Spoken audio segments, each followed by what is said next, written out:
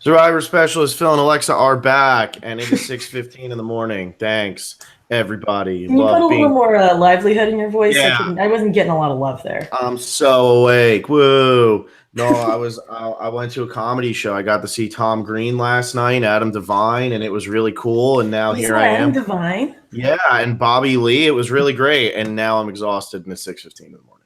Yeah, and for what it's worth, I chose this time, fully aware that the sun may not be up in Los Angeles. So I'm sorry, and we did agree that we're never doing this again, ever, for the Yeah, rest of our lives. not this early. Exactly. We'll have to figure it out. Like Alexa's got her tight schedule coming up where it's like, okay, we need to figure out the time that works for both of us.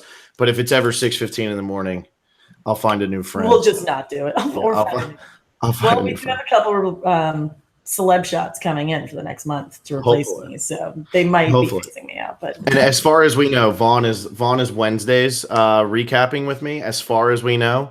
So we'll find out. Unless like he has like baby. I don't know. What did he like? What was he describing? There's just well, poop everywhere. Unless there's just poop poop everywhere. everywhere. Well, he's also like an esteemed politician and a father, so he actually has things to do, unlike us. Exactly. But he can always make an hour for me when Alexa is at the is it the NL Wild? No, that's the AL wildcard game. So I'm a Yeah, Yankee I'm fan gonna and be I'm not even gonna be able to watch that because I want to be podcasting with Vaughn. So how does that that sounds feel? way more fun. Yeah, that's gonna be great. So anyway, this is a Survivor podcast, and we're gonna be doing Survivor Specialist Survivor Power Rankings for episode 2, which pretty much is the longest, most nonsensical power rankings of the season. We have 19 people. Like, who knows what, like, 8 of them There's are an actually going to do this week. extreme top and an extreme bottom. Yeah, and, like, I feel like everything in the middle, like, you can, like, tell, like, there's probably going to be people this week who just don't, like, get anything. You know, it goes from an hour and a half to an hour. There's probably going to be a reward challenge in here. We have an immunity challenge. Even I hope there's not a reward challenge, but if there is, you're going to have, like, 2 challenges. It's going to eat up a lot of time. You're not going to hear from nearly as many people this week. I'm sure that we'll hear all about from the community how we're already sick and tired of so many invisible characters. But it happens every season, and if you keep complaining about it, then Don't worry. what is it? That's like psychotic, right? Doing the same thing over and over again, hoping for a different result. Oh, So that is probably the definition of psychotic. it's something like that. But yeah, so we're gonna do this. Anybody who is asking about Pat if he counts as leaving without saying a word, no, because he never had his votes read Or his torch snuffed. or his torch snuffed. Yeah, and it says torch snuffed with no words. So He didn't get his torch snuffed. He just walked. He didn't walk out. He got medevac. So he that certainly did not walk out. yeah, he certainly did not walk out. I was reading his thing. It sounded like he actually didn't need to be pulled. The pain was worse than what the injury was, is what it seemed like. I mean, I could be wrong, but it seems like the pain was just so bad at the time that they were worried he broke something. I don't think he actually broke anything. He had deterioration of something, which I don't really know what that means. I'm not a doctor, but yeah, I don't know. I think like medically what happened, it was more in the family of throwing out his back, but with that pain he couldn't walk. And he said he was on the boat and then was on the helicopter. He has zero recollection of what happened. So yeah, them pulling him was 1,000% the right call. But there's been a lot. I mean, I've seen a lot of people, and we had talked about this too, a lot of people blaming production, a lot of people going back and forth on the topic. But I think, at least my take on it is it was a freak accident. And thank God he's okay. It sounds like he was able to go on the pre-jury trip. It sounds like a week after it happened, he was working out again. And now he is going to physical therapy. I remember he was saying that to strengthen his back. So this never happens again. Yeah. So, I mean, yeah, that's all like good to hear and everything. And it sounds like he's doing a lot better. It just seems like it was bad timing. And it was, the waves were terrible and everything. So what were you going to do? It doesn't seem like people really had a choice. But he's gone, and that means the Davids are down 1. And pretty much everybody I've talked to about this so far has been like, they're rooting for a David. And I think this does come back to the whole underdogs versus like favorites thing. But it seems like the Davids were also they got so much more heart in that first episode. I want to rewatch it, but I feel like I know more about the Davids, and even the Davids that I know less about. I feel like there's less of them than there are of the Goliaths that I feel like I'm just like, oh yeah, they were there. They were on my TV. Yeah, because their content was more memorable, and I'm sure that the Goliaths put out memorable content. But I think we had talked about this a little bit before. These Davids, they're going to get a lot of love, and these Goliaths are going to get a lot of love, but just in a very different, probably less emotional way. We're going to get a lot of emotion from the Davids and a lot of cockiness from the Goliaths, and there's probably going to be the opposite on either side, but they're playing up a theme here. Yeah. Well, I'll start it off, and I'll just say my number one is the George Bushy of Tushy. So Yes. starting it with a Goliath. I just don't see. I'm only going to refer to him as that from now on. So Nothing the George else. Bushy of Tushy. You got to shorten that. Was the GBOT, the GBOT, the G-bot. The G-bot. The G-bot. We just gave him his 14th nickname. We did. So he needed another one. He needed a little bit shorter, but the George Bushy of Tushy. So the reason I have the G-bot at number one, we got content from him. It wasn't like over the top content. It wasn't anything crazy. He's the strongest person on the Goliath tribe. So probably on the show. He's definitely the strongest person on the show. Yeah, yeah, yeah. As I'm saying the Goliath tribe, I'm looking at the Davids, and I'm like, oh yes, thank gosh. I'm not saying he's stronger than Christian. Why would I do such? Please don't imply such absurd claims. Yeah. So, but I think that he's just completely safe. Like he doesn't seem like he's rubbing anybody the wrong way. It doesn't seem like anybody cares that he's a WWE wrestler. So it's like, okay, cool. The George Bushy of Tushy, he's here to stay, and he seems like. He is like such like a positive guy, and this is what we were kind of talking about. He plays up his role, and he just loves playing his role. So right now he's just playing himself, which is a lot different. Yeah, and he was a ton of fun, and he very well could have been this way, or he could have been skewed this way, that he is this like over the top obnoxious wrestler, but he seems like a pretty cool guy, and he gave us his intro, and it was hilarious. Everyone I know who watch WWE, who don't watch WWE, they were like, that confessional where he just lists and like bangs out all of his nicknames is hilarious. So he was fantastic. He was showing a little bit of love to Mike. Not any strategic content, but I think that's okay because that's not what people wanted from him in the first episode. I have him just a tiny bit lower. I have him at number 5. But I also have Goliath at number 1, and it's actually Kara and or Kara. So when you rewatch the show, please just let me know what her name is. Because no one's really sure, but I think she's in a fantastic position. I think she has a puppy dog who is walking around with an idol right now, and he came up to her, and maybe she's into this showmance too, but I feel like he was like, this is the thing we're doing, and she was like, okay, yeah, that benefits in my favor. And I can definitely see her either running circles around him or just controlling him. And I think she's in a fantastic position because she is not going to come off as a threat to anybody. Yeah, I had her really high, then I just kept moving her down just because I feel like on the David tribe, I have my top 5 there, or like my 5 people who definitely aren't going this week. So I put her behind all of them. But my number 2, I just have Dan because I figure he has the idol. Too. Yeah, like I feel like he's as safe as you can really be right now. Yeah, he has the idol. He has like an alliance. It seems like people really are like, they keep describing him as, he's so sincere and all of that. Like, so that's really positive stuff. I think that he's going to be around for a little bit. I would be absolutely floored if he went home in the second episode. So like, yeah, Dan and the George Bushy of Tushy are right at the top here for me. And I think with Dan, a lot of people, because he did get a couple LVP votes this week, I think a lot of people are going to look at him, and I think he's going to be edited as like kind of the dummy, the dumb little lapdog. But like you said, everyone has had positive things to say about him. He has bad positive things to say about everybody. And that goes a lot farther than you think as a viewer. Yeah, no, I totally agree. I totally agree. So I think that he's completely safe. And then I go on my run of 5 straight Davids. So I don't know if you want to do your 3, 4. We know you have the G-bot at 5, but what do you have? Yeah, I was about to say I'll round out my top 5. I have the G-bot at 5.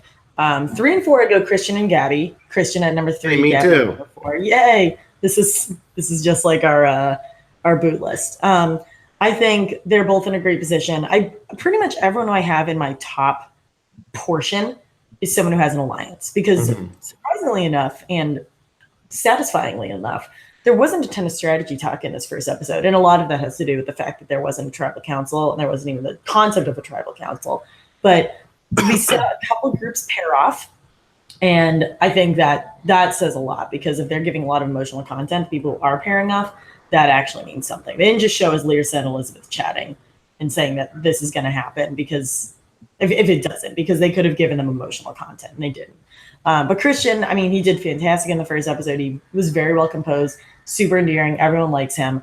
And he and Gabby seem like a really good duo. She seems very level-headed. She got a lot of love during the evacuation scene. She had a lot of good things to say. I think the two of them are in a great position. Yeah, I mean, I have them at 3 and 4. I think like they were my first 2 picks on the fantasy draft. I have Gabby as my winner pick. I really like Christian. I think the 2 of them are safe. My 5, 6, 7. I go Davy, Elizabeth, Carl, and the reason I have Davy this high up, and like I know he doesn't really have much. Caught an octopus. Yeah, well, he caught an octopus. He just seems like so lighthearted on that tribe, a tribe that's just full of like dread at the moment, where it's like everybody's like, hey, how can I tell a story that would make you like sadder than the last story? He just seems like he's like a positive force there. So I really like him on this tribe. I really like the way that he's set up with the people that are around him. You know, I mean, it seemed like he was talking to Jessica a little bit, or at least Jessica was talking to Carl, and he was talking to Carl. So I think that helps him. Elizabeth, I like more than Lyrsa. I have Lyrsa pretty low. The reason I have Lyrsa low is because I could see other people not liking her as much, or maybe voting her out. And I know Pat had said there was like he like didn't really connect with Lyrsa because he said that there was a language barrier, which I really is like an accent barrier. I doubt it's like it's not like she's sitting there speaking Spanish the entire time. But that's one way to go about your strategy. You know what I mean? But like, I do think like maybe like it, you know, it comes back to the thing with Abby Maria. Like people like Terry was never going to align with Abby Maria because one, she annoyed him, and then 2, he couldn't understand what she was saying. And like, whatever you want to say about that, when you're on an island, the last thing you want to do when you're tired and hungry is be like, what did you say? What did you say? What did you And that can get really annoying. So like, I could see people maybe like not being able to connect with her as much as they can connect with somebody else, maybe because they just can't understand her. Now, I didn't have a problem with it. It doesn't seem like Elizabeth had a problem with it. I think Mike had more subtitles than Lyrsa. Exactly. So I'll put Elizabeth way higher, though. She's stronger. She seems like she's going to fit in better with that tribe. And then Carl. I mean, Carl was like your voice of reason that episode. Seemed like he was gunning for Nick.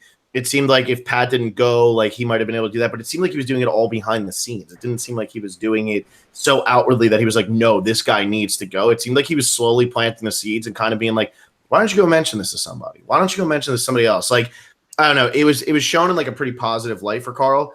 And I just think like he's a sleeper here. So I got him. Like in many ways a sleeper. Yeah, exactly. One would say the great one.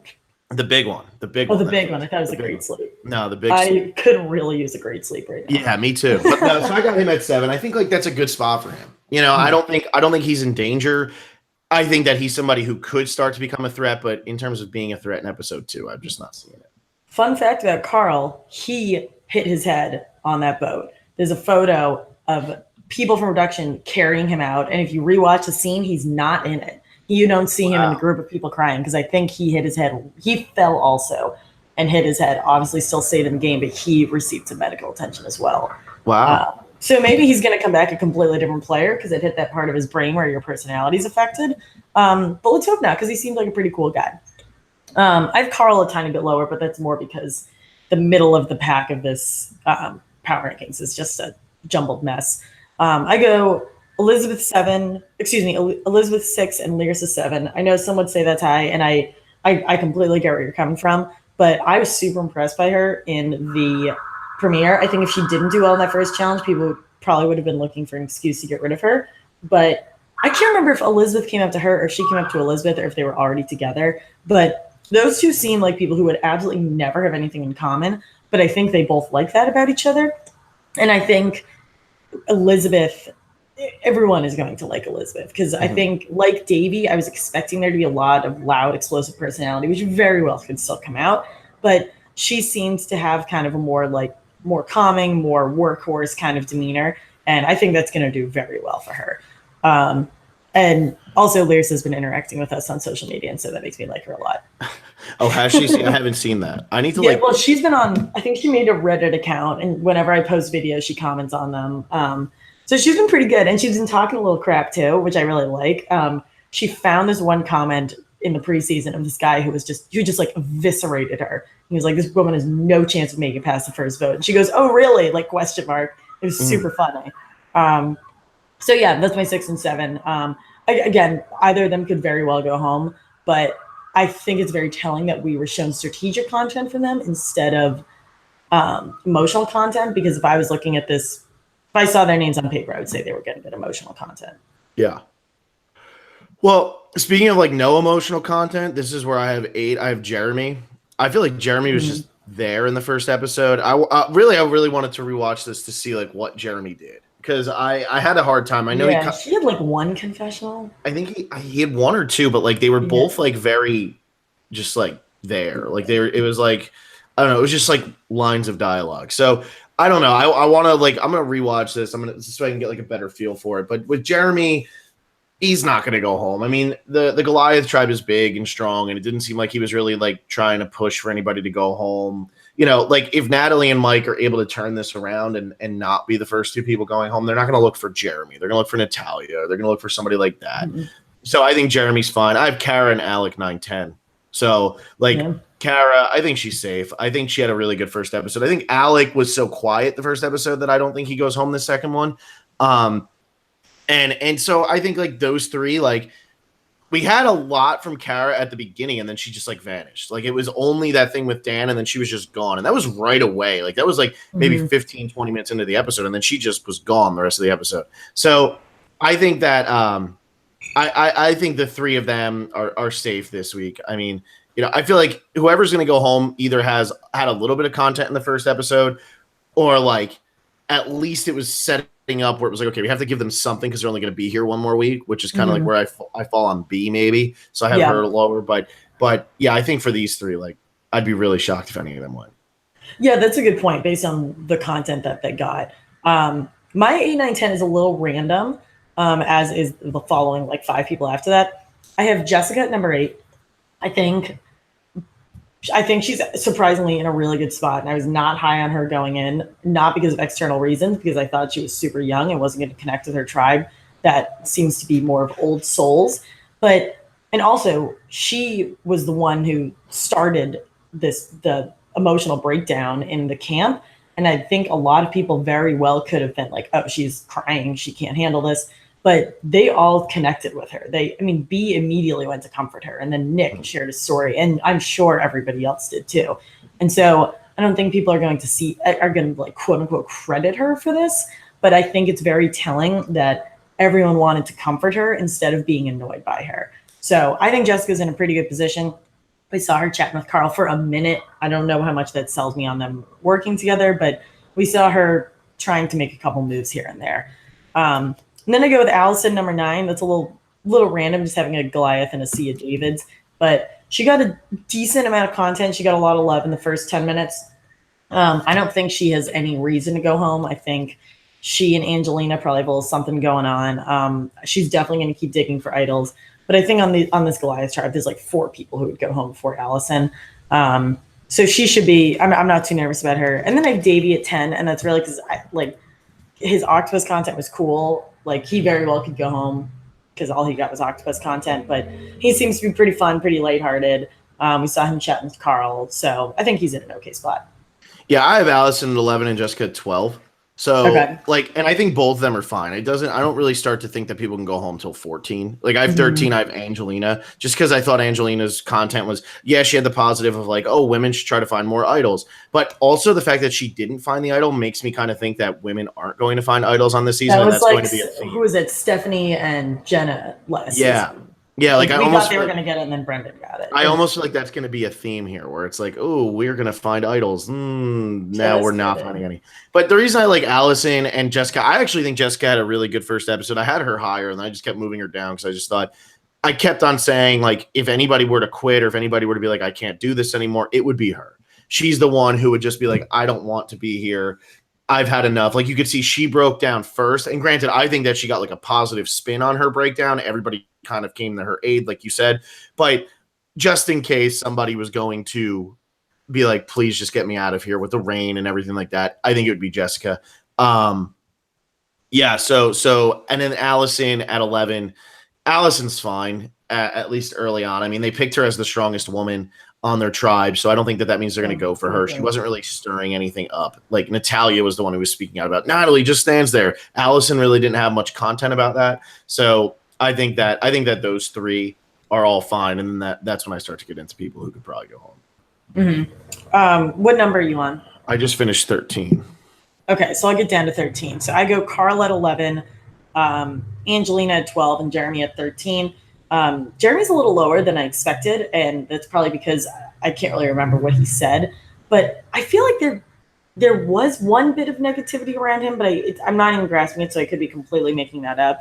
But I think Carl's fine. I think this injury might not be great for him because I can't like imagine how, or I can't remember how athletic he was or how well he did in challenges. But I think having a head trauma like that and then having the trauma of watching someone else get evacuated right in front of you probably doesn't help. But everyone seems to be coming to him, like you said. Everyone seems to really respect him and want his opinion. And then with Angelina, she got a lot of content, a lot of positive content, even though, yeah, she got the whole like, ooh, we're Goliaths, we're better than everybody. But I'm sure she is not the only person who had that thought or even had that confessional. They just decided to give that one to her. Yeah. So I'm not too nervous for any of them. I think now we're about to get into the people who I think could go home. But I just didn't get enough content from any of them that could sway me. Yeah. 14, I have Nick. This is like a little bit high maybe, but I think that with Nick, like if you're going to keep losing, you're not going to vote out one of your stronger people, even if he doesn't do anything around camp. That's very high. Yeah, I just don't think they voted him out this early. He also had the most confessionals in the premiere, which I think is like telling of he's going to be a focal point. I think he's like almost saved by Pat, and now he just keeps going through. Somebody else will like cause a ruckus. So I think that Nick's going to be okay. You can't keep, if you're going to keep losing, you can't lose Pat and Nick back to back and expect to be able to compete with the Goliath tribe. Does Nick, and this isn't a knock on Nick, this is just out of curiosity. Well, I guess I'm looking at the other guys on the tribe, and I guess that answers my question. He's the strongest. Like I'm saying, is he the strongest guy? Like he wouldn't strike me as that. He's stronger than Christian. So that's for sure. I mean, Davey's definitely stronger than Nick. Davey's stronger than Nick. Carl's older, so I don't really know if Carl's stronger or if Carl's thin and he looks fit, but like Carl's also older. So yeah, I think you need to keep Nick around in this situation. Like you can't just dump off Nick. Christian, Davey, Carl. Oh, that's it. There's only 4 guys. Pat goes home. Pat was definitely their biggest guy. Pat is going. I think Nick. People will always be curious about this, but Pat was pretty adamant that Nick was going to go home. I think he's onto something. I think it probably would have been Nick or Pat based on what we were getting from Pat, but Nick very well could be really saved by what happened with Pat here. Mm-hmm. So he might be able to make a connection with someone. I have him at the bottom because I think I think the Davids very well could lose again. So I have him at 19. Spoiler alert. Wow, I'd be at 19. So I actually great transition. I would be at 14. We swap our 14 to 19. I know, good little switch.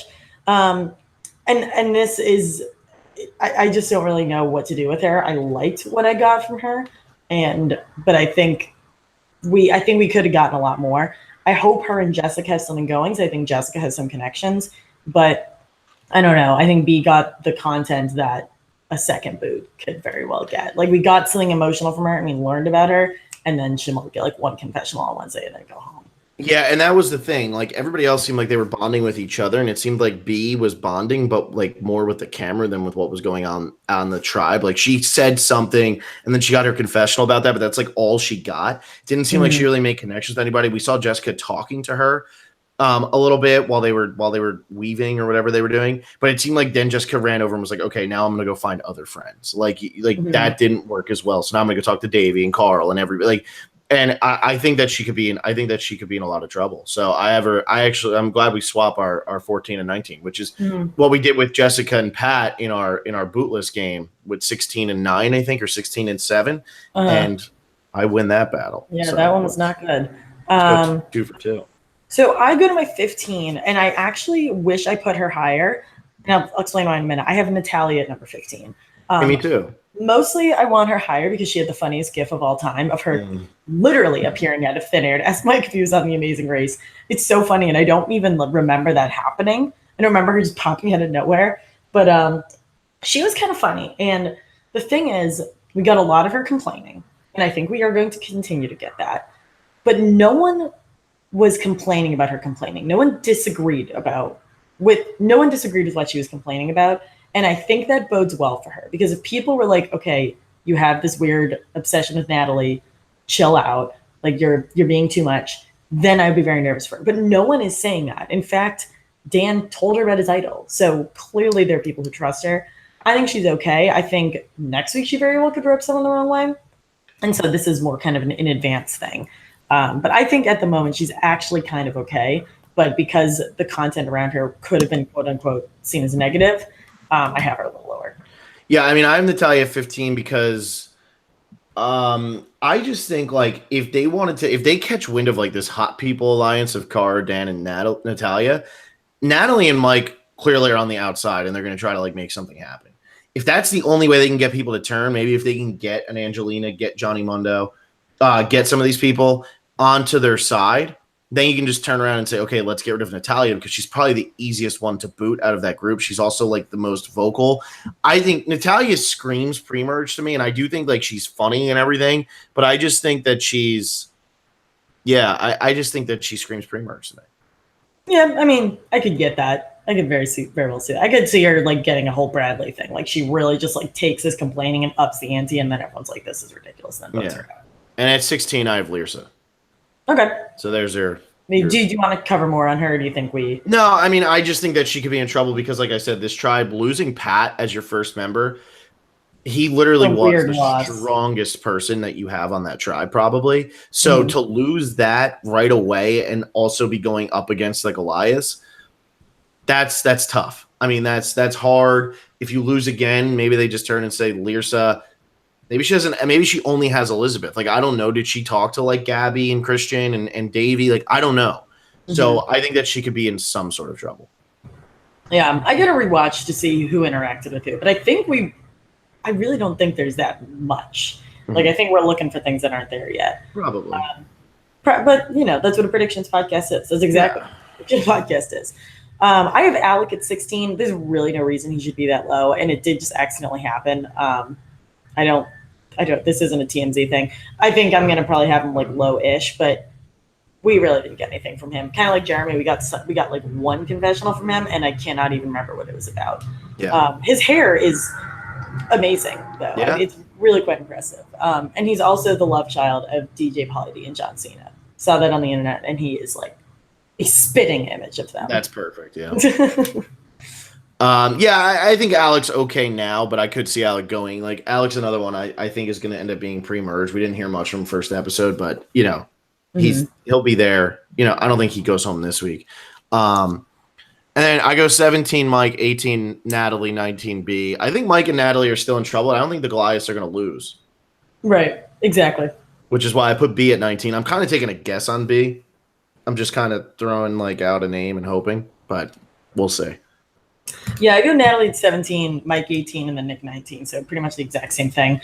Natalie, I think very easily could get out of her standing as 17 in my personal power rankings. But I think just the fact that she already has a target on her back as being the one who like creeps in the corner and stares at people, that's not great. And it's very easy to fix.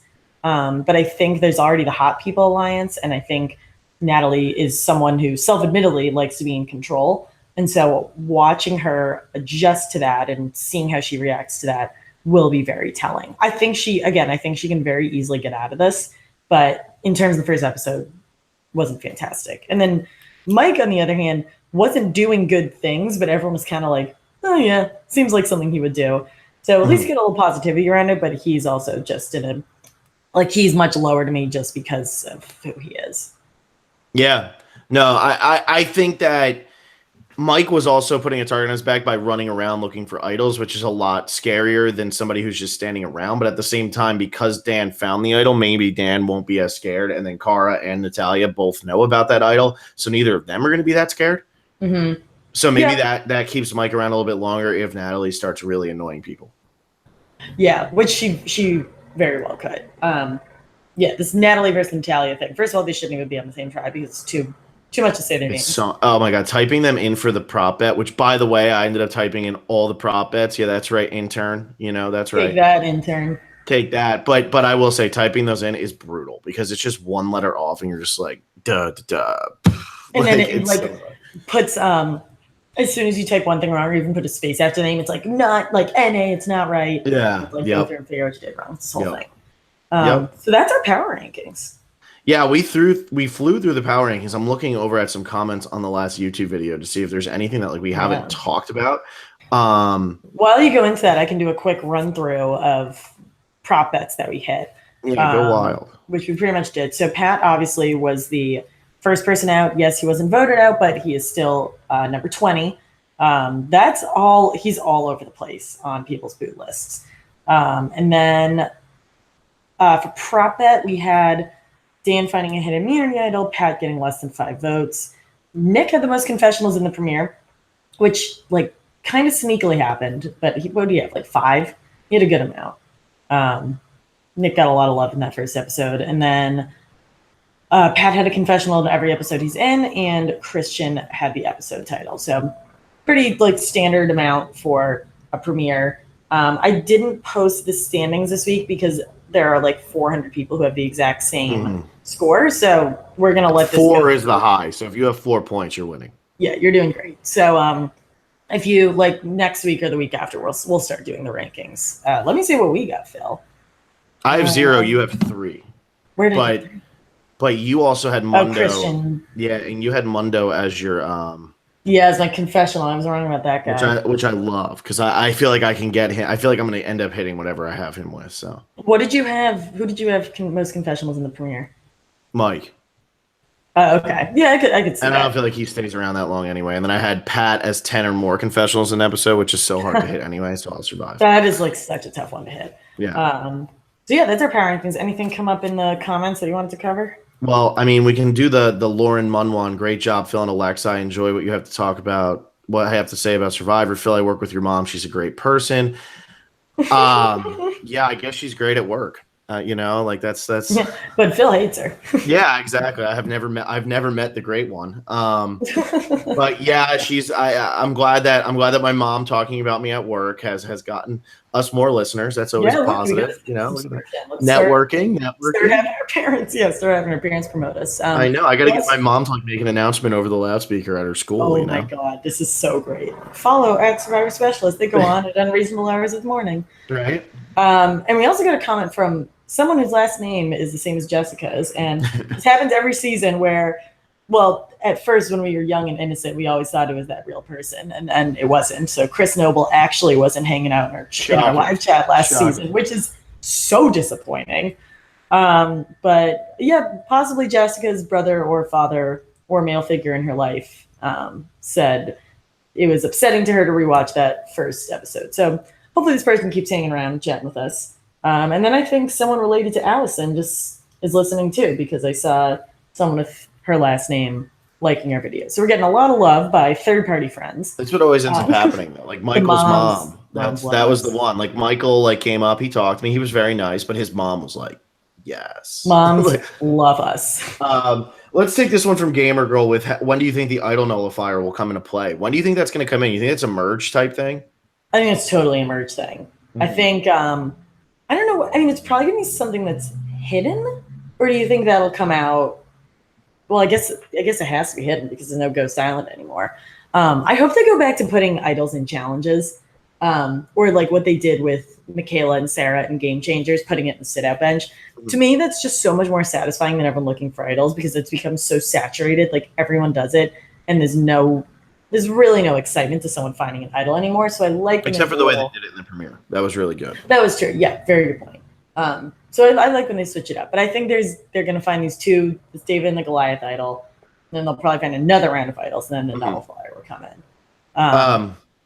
Yeah, no, I agree. And so I mean that's really the only I mean everything else we've kind of talked about. And then I guess like the only other thing is Alexa, we don't know when you'll be back. We don't know if you're going to be back during yes. Like, it won't be Wednesday for sure. Like Vaughn, it's going to be Vaughn on Wednesday. Yeah, Phil and Vaughn will be recapping Wednesday. Probably right after the episode. That's my assumption. Yeah, I have to find out what time Vaughn wants to do, but Yeah. probably right after East Coast. And Phil and I were just chatting at this. There's a chance I'll be in LA for work next weekend, in which case Phil and I will actually be able to podcast together, which I think to this day we've still never done.